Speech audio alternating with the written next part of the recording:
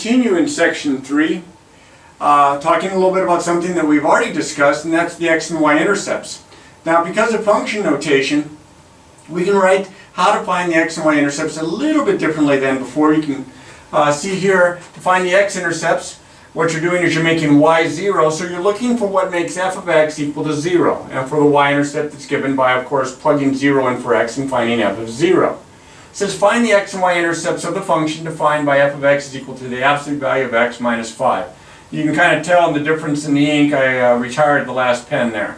So in this case, I'm going to find first the x-intercept, and I find the x-intercept by making f of x, setting that equal to 0. So I would have the absolute value of x minus 5 set equal to 0.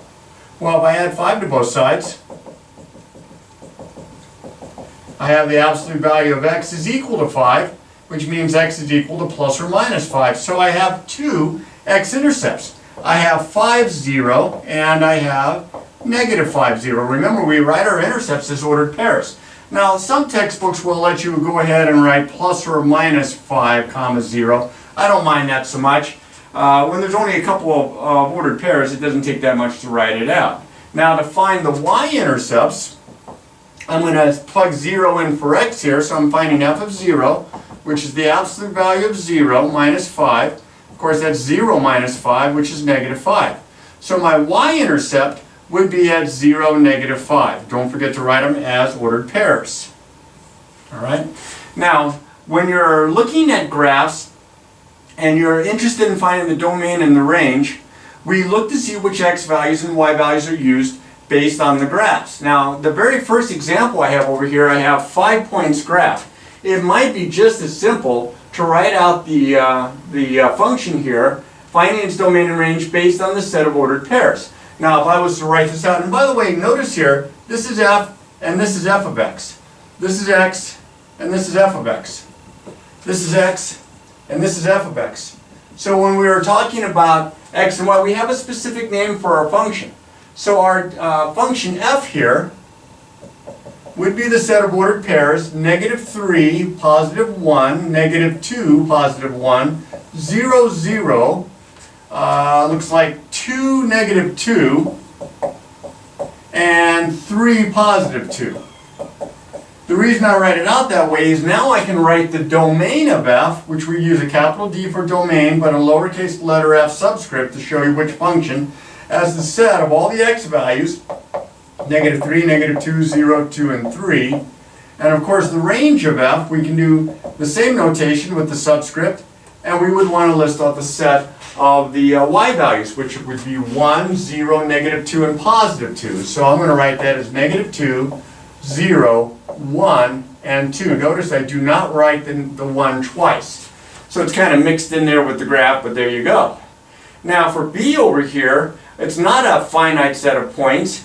It's a curve, kind of a piecewise defined looking thing here, part of a V shape. And so what I'm interested in are which x values are being used and which y values are being used. Now the biggest x value goes all the way to this point here, because that's as far right as we go, and that's up here at 3. But can you see that every x value is being used to the left here? What I'd kind of, if it helps you, if I was to shine lights from below, I would get a shadow on the x-axis to over here at negative 2. If I shine lights from above, I continue my shadow on the x-axis, or only above the x-axis, and so on forever and ever because of the arrow there. So my domain for this function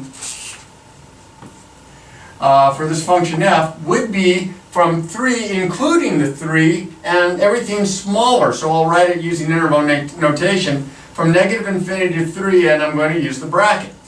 Now for the y values, to find my range, I don't have my light shining below and above. I have my light shining from the right and from the left here. So let me grab another colored pen. Here's one right here. And well, that's a graph, so let's use a different color one more time. And if I look to see which y values are being used, this is my smallest y value, way down here at negative 3. My y value goes to here at negative 3. Now again, if I have light shining, and they would cast a shadow on this side of the y-axis till I get to -1. But if I have light shining this way, my shadow continues on up and on up and on up and on up. Notice my y value is increasing. So it goes from -3 being my smallest and everything larger. So my domain of f here, my range of f here would be from -3 on up. So I'm going to write that as bracket -3 comma positive infinity. There's my domain and my range by looking at the graph. Now sometimes it's easy to spot the domain. There's a couple things that you're going to be looking for. Sometimes they have restricted domains. But if all you're given is the graph, you look to see which x values are used for the domain, which y values are used for the range. One more to go.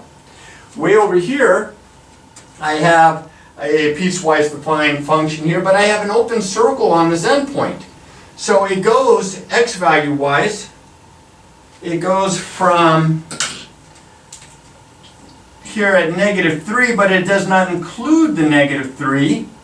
And all my x values, again, light shining above and below, would be from -3 on, but not including the -3. I would have shadow on my y or my x-axis if I had light shining from above.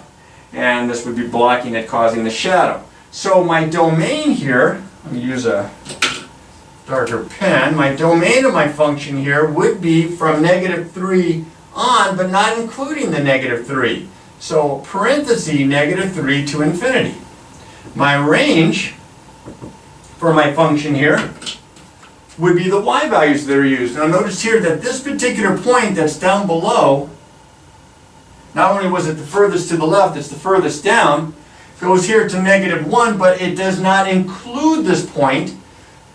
However, light shining from the right and from the left, I would have shadow here, and then I would have this way shadow here. So it goes from -1 on up, but not including the -1. So my range in this case is from -1 to positive infinity. You have to look carefully at this to see which x values and which y values are being used.